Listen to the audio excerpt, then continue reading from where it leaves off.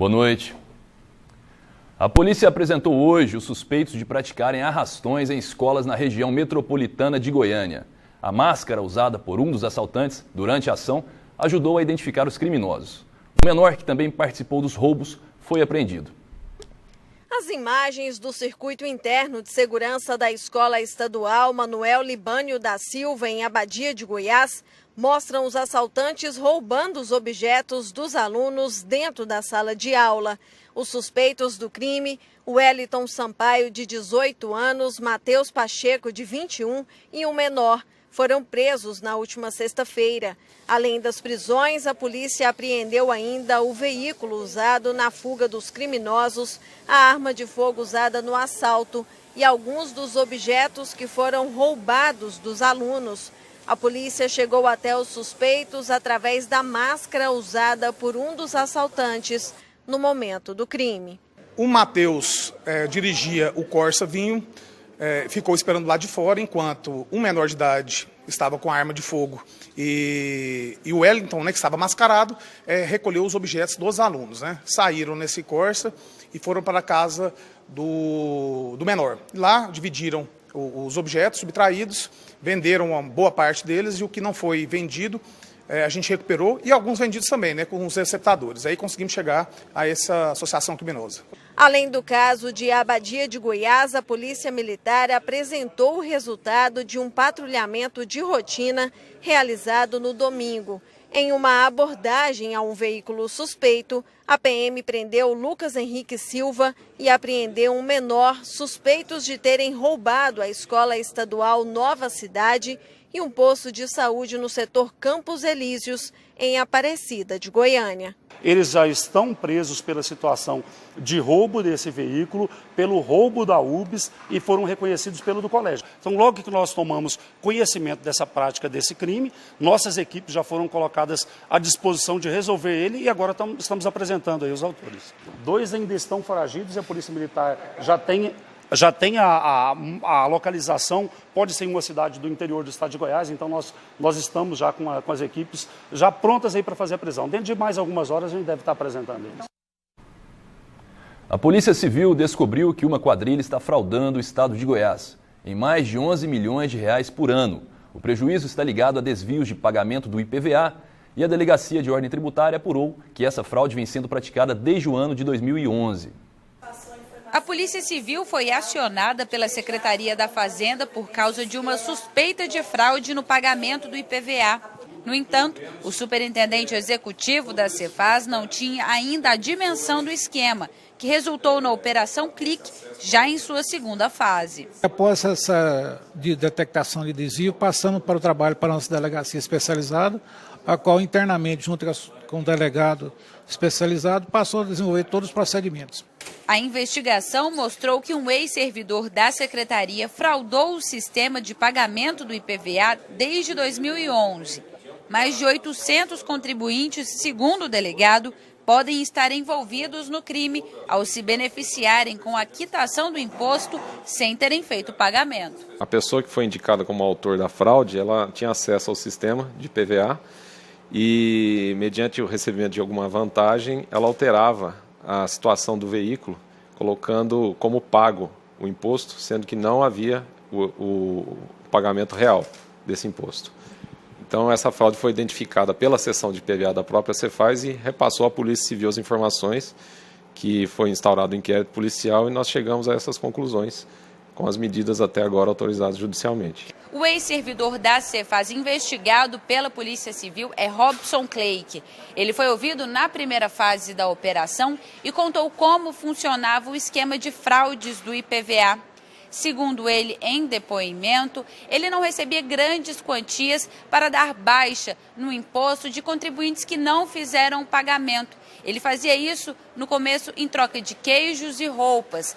Disse também em depoimento que no máximo teria recebido R$1.000 para fazer essa alteração em toda uma frota de carros de uma empresa.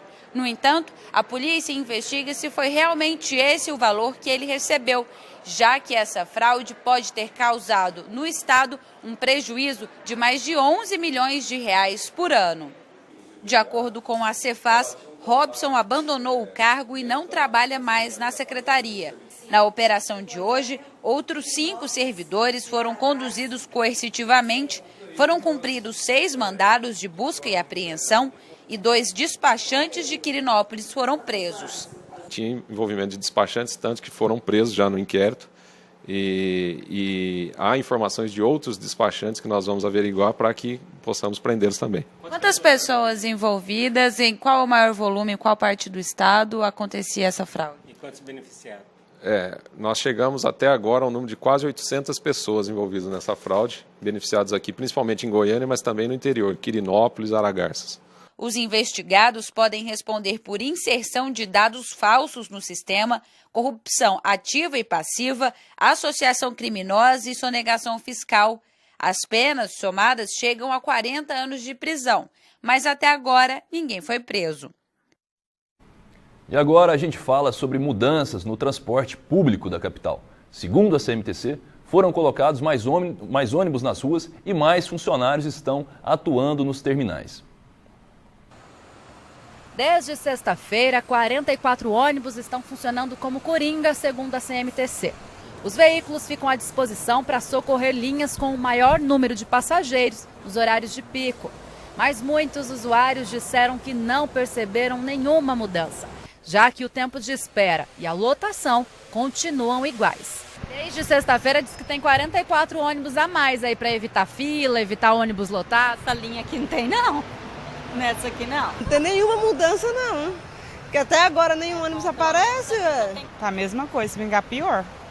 Né? Nem vem os feriados, né? Eles tiram os ônibus e as pessoas continuam a trabalhar da mesma forma, né? Da hora que eu tô aqui esperando, não tem ônibus não. E quanto tempo que a senhora está esperando? Tem uns 40 minutos aqui. E não passou? Não passou 63. Só passa cheio, né? Apesar da CMTC falar que 44 novos ônibus estão disponíveis para socorrer as linhas que mais têm passageiros, o que a gente vê aqui nesse terminal Praça da Bíblia são ônibus que saem assim, ó, lotados de pessoas. A senhora acha que tinha que ter organizador de fila para fazer uma fila, para não ter tumulto, não ter perigo de machucar na hora de entrar? Olha, eu concordo com você, deveria ter, né? Porque aí atrás como é que tá? Então, diz que desde sexta-feira tem. Tem, cadê a fila? A Maurina é mãe da Ana Vitória, de 8 meses. Ela só viaja com a filha de ônibus, porque não tem outra opção. Aqui é até perigoso você entrar, né? E a hora que o ônibus chega, todo mundo quer ir primeiro para pegar banco aí. Você com criança de braço fica mais difícil. É difícil. As mudanças foram anunciadas para atender uma recomendação do Ministério Público a fim de melhorar a qualidade do serviço oferecido. Mas mesmo assim, o MP julga a ação como insuficiente. Se tivesse qualidade, a gente pagava com carinho, com muito gosto, né? Mas não tem qualidade nenhuma. Não tem um organizador e é um absurdo a passagem dos preços e um transporte horroroso, né? Eu acho péssimo. Muita falta de respeito com o ser humano. Enquanto lá dentro do terminal Praça da Bíblia, as filas e a espera são enormes, do lado de fora, 15 ônibus estavam parados nesta manhã de segunda-feira. Bom, se os ônibus são coringas, o povo só pode ser palhaço, né? E a CMTC vem tratando Goiânia como se fosse um picadeiro. É impressionante a subserviência dos presidentes, não desse apenas, mas de todos os presidentes, historicamente da CMTC, a subserviência deles aos patrões do transporte coletivo da capital. O próprio prefeito Iris, o atual prefeito, eu já vi da boca dele, ele me dizendo em off, que as empresas estão quebradas. Mas, na verdade, quem está quebrado são o povo, né? É a população. Bom, e em nota, a assessoria da CMTC explicou que os ônibus parados são os que estão reforçando o atendimento nos horários de pico. E disse que, ainda hoje, o presidente da companhia estaria fiscalizando o terminal Praça da Bíblia para verificar o cumprimento dos horários e as organizações das filas. Por conta dos saques nas contas inativas do Fundo de Garantia do Tempo de Serviço, FGTS, as agências da Caixa abriram 2 horas mais cedo hoje. Esse novo horário no atendimento se estenderá até quarta-feira. A orientação do banco é de que o trabalhador, ao procurar a agência, leve a carteira de trabalho e o termo de rescisão do contrato. Desde sábado, 7,7 milhões de brasileiros que nasceram em março, abril e maio podem sacar os recursos. Vale lembrar que apenas o trabalhador que pediu demissão ou foi demitido por justa causa até o dia 31 de dezembro de 2015 tem contas inativas aptas para o saque. E veja daqui a pouco, os Correios agora oferecem serviço de consulta ao CPF e CNPJ. E mais, corrida de Jeep Cross movimenta a cidade de Sanclerlândia. O TBC Notícias volta já. Os Correios agora oferecem consulta ao CPF e CNPJ nas agências de todo o Brasil, inclusive nas terceirizadas. A parceria com o Serasa foi o que permitiu a expansão do serviço. O serviço de consulta a CPF e CNPJ já está disponível em todas as agências dos Correios do Brasil. É necessária a apresentação de um documento com foto e também do CPF de quem solicitar a consulta. Antes esse serviço era restrito apenas ao público que se dirigia à central do Serasa. Ele ia ao Serasa e tinha acesso a alguns critérios. Hoje a gente está oportunizando, através dos serviços da parceria entre o Serasa e os Correios, todo o serviço de consulta a CPF e CNPJ, para a própria pessoa e de terceiro. Está disponível em todas as unidades dos Correios, no Brasil e em Goiás, inclusive nas terceirizadas. Para consultar o próprio CPF, o valor cobrado é de R$10. Para a consulta do número de terceiros, a taxa é de R$ 16,90. Para ter acesso aos dados do CNPJ, o valor cobrado é de R$ 18,90. É uma maior proteção, que ela vai saber a real situação, tanto do CPF dela, no caso de um oportunismo, de uma questão de estelionato e golpe. O próprio CPF é uma defesa, ela está consultando periodicamente se o CPF dela está ok, se não tem ninguém usando o nome dela, ou um possível cliente, uma pessoa que ela esteja tendo alguma relação comercial, pessoa física e pessoa jurídica, para ela ver como que ela está, a situação dela financeira, se existe uma concordata, se existe algum título dela protestado. E agora tem a previsão do tempo para amanhã. Os detalhes você confere no mapa. O tempo segue firme em todo o estado. O sol brilha forte e não há previsão de chuva. No norte de Goiás, em Trombas, a temperatura mínima vai ser de 21 e a máxima de 32 graus. Indiara, no sul do estado, tem mínima de 23 e máxima de 33 graus. Castelândia, no sudoeste goiano, registra temperaturas que variam de 24 a 34. No centro-oeste, em Sanclerlândia, a máxima não ultrapassa os 35 graus. Na região leste, a Badiane apresenta temperaturas entre 19 e 31. Na capital, sol com poucas nuvens. A temperatura mínima vai ser de 20 graus e a máxima de 32. E a umidade relativa do ar varia de 75% a 30%. Um esporte pouco conhecido aqui no Brasil está fazendo a diferença no tratamento de pacientes que lutam contra sequelas graves de acidentes e doenças. E teve até campeonato nesse fim de semana. Um esporte pouco falado, mas necessário na vida de quem ficou em algum momento impossibilitado de fazer atividades simples do cotidiano.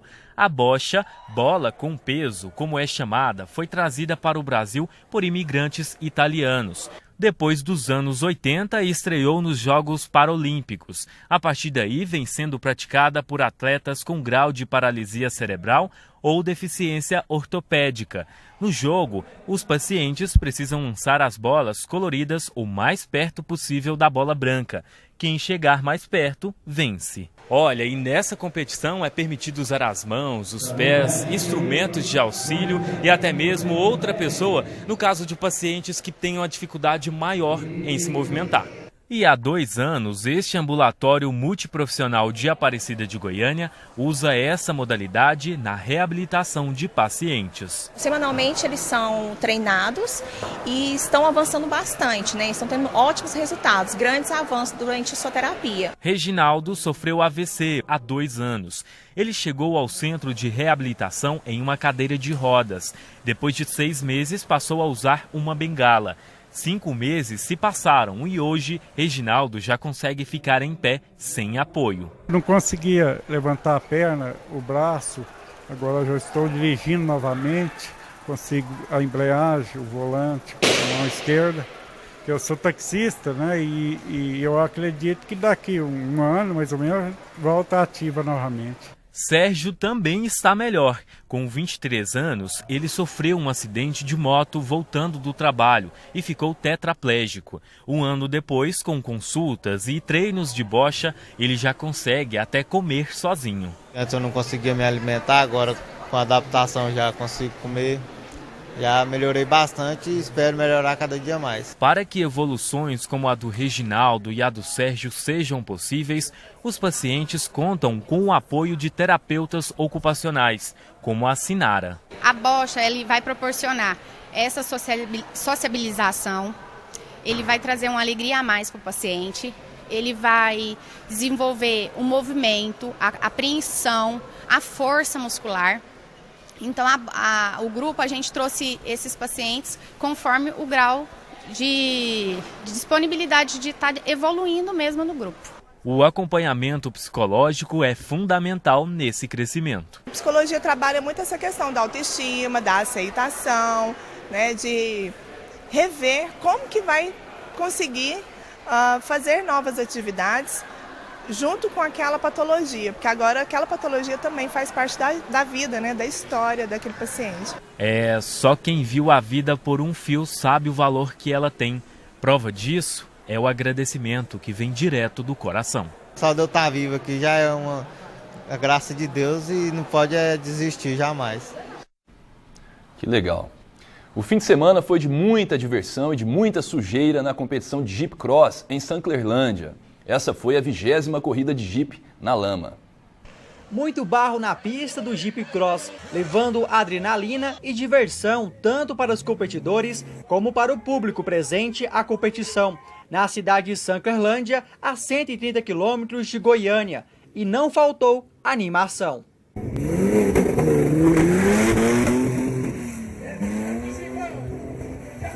73 competidores participaram da 22ª edição do Jeep Cross, uma das mais tradicionais competições do Centro-Oeste. Além das corridas, o público também teve a oportunidade de assistir aos shows de duplas sertanejas e bandas de pop rock. Segundo a Prefeitura de Sanclerlândia, cerca de 22 mil pessoas passaram pelo evento. E do alto comprova que essas máquinas são capazes de enfrentar qualquer terreno.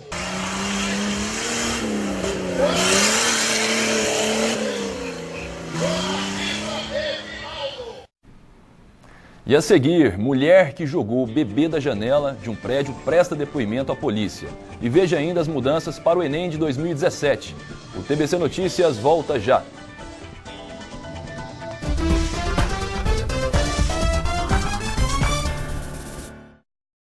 Mudanças do Ministério da Educação para o Exame Nacional do Ensino Médio. A taxa de inscrição aumentou R$ 14,00 e as provas do Enem vão ser aplicadas em 2 domingos e não em um único final de semana. As datas estão agendadas para os dias 5 e 12 de novembro. A Júlia vai fazer o Enem pela segunda vez. O curso que ela quer é Medicina, um dos mais concorridos do exame. Ela diz que a mudança nas regras da edição deste ano ficou bem melhor. Eu achei bem melhor, porque fica bem menos cansativo pra gente fazer em 2 domingos, porque era muito cansativo fazer sábado e domingo seguido. A gente acordava muito cansado e a tensão era muita também. Uma das mudanças no Enem 2017 é que a taxa de inscrição vai ficar mais cara, passando de R$ 68 para R$ 82,00. O dia da prova também mudou. Antes era aplicada em um final de semana e agora será aplicada em 2 domingos, 5 e 12 de novembro. As mudanças são positivas, sim, porque de fato o vestibulando vai ter, o candidato vai ter um momento para fazer a primeira prova, o primeiro dia de prova no domingo, e um momento de descanso para o segundo grupo de prova, coisa que não acontecia no modelo anterior, tendo em vista que o descanso era de apenas 24 horas, né? Outra mudança é nas regras de segurança do exame. Por recomendação da Polícia Federal, as provas vão ter o nome do participante para ajudar na identificação em caso de vazamento de informações. Quem tiver isenção da taxa e não comparecer às provas vai ter que justificar a ausência para ter a gratuidade do Enem 2018. Já os participantes com deficiência que precisar de atendimento especializado vão ter que apresentar o laudo médico para ser inserido com a inscrição. Os deficientes auditivos vão ter pela primeira vez o auxílio de vídeo, com a tradução das questões na língua brasileira de sinais. Segundo esse diretor de cursinho, outra mudança positiva é que o Enem não pode mais ser usado para certificação do ensino médio. O Exame Nacional do Ensino Médio nunca teve essa finalidade. No decorrer dos anos, se imputou essa finalidade, mas o Ministério da Educação e Cultura já tem o INSEJA, que é o Exame Nacional de Certificação de Jovens e Adultos, que é uma prova muito mais adequada, na nossa visão, no que se refere a nível de prova, no que se refere a critérios de elaboração, para que seja liberado uma conclusão de ensino médio. O Luiz Fernando diz que o cursinho dele já fez uma simulação do Enem em 2 domingos. Ele disse que é menos cansativo e que assim terá mais chances de passar. De uma maneira geral, para mim, eu gostei bastante dessa divisão. Achei o tempo, a gente fez até uns simulados aqui para testar, o tempo ficou meio apertado, mas é isso, tem que treinar e tomara que no final do ano dê tudo certo e a gente consiga.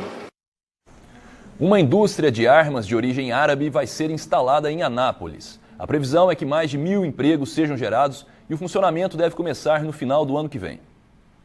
O lançamento da pedra fundamental é o pontapé inicial para a implantação da indústria bélica de origem árabe em Goiás. A Caracal Brasil vai se instalar no distrito agroindustrial de Anápolis. A escolha do município se deve à existência de uma plataforma logística e de infraestrutura de transporte e exportação.